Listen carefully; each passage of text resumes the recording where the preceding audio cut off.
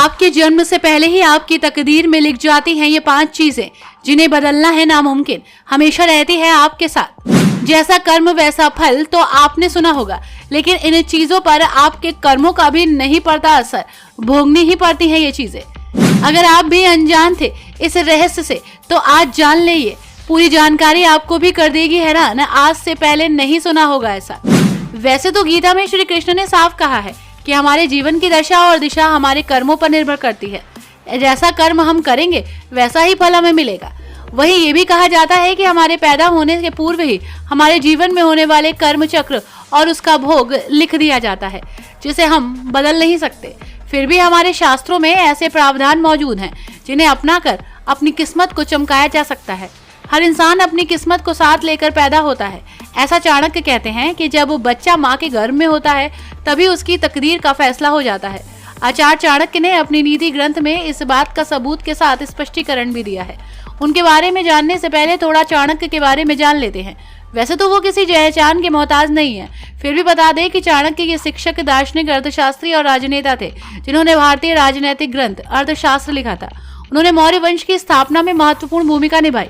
एक गरीब ब्राह्मण परिवार में जन्मे चाणक्य की शिक्षा तक्षशिला, जो अब पाकिस्तान में है, वहां हुई, जो भारत के उत्तर पश्चिम भाग में स्थित शिक्षा का एक प्राचीन केंद्र था।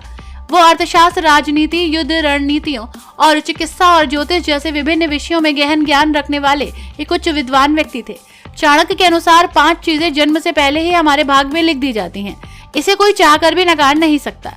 आइए जानते हैं कि कौन सी वो 5 चीजें हैं जो गर्भ में ही व्यक्ति के भाग्य से जुड़ जाती हैं। पहले जरा इस श्लोक को सुनिए।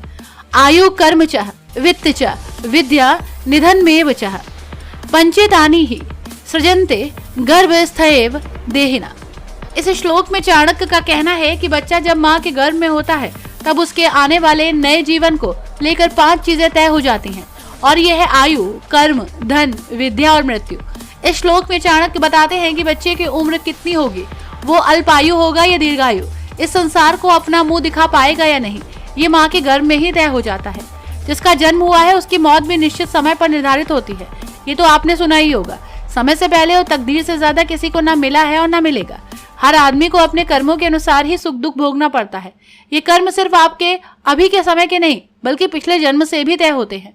लाख कोशिश कर ले, लेकिन कर्म के आधार पर आपके अच्छे और बुरे का निर्णय भगवान लेते हैं। माँ के गर्भ में ही तय हो जाता है कि बच्चे की किस्मत में धन लाभ है या नहीं। वहीं चाणक्य कहते हैं कि बच्चा कितना विद्वान होगा ये भी हमारे जन्म लेने से पहले ही तय हो जाता है। बच्चा कहाँ तक पढ़ेगा, विद्या ग्रहण कर ली तो उसका जीवन में कितना सदुपयोग कर पाएगा। चाणक्य का मानना है कि एक मनुष्य के जीवन में लगभग 101 बार मृत्यु का योग बनता है, जिसमें 1 बार काल मृत्यु और बाकी अकाल मृत्यु होती है। इन अकाल मृत्यु को कर्म और भोग से बदला जा सकता है।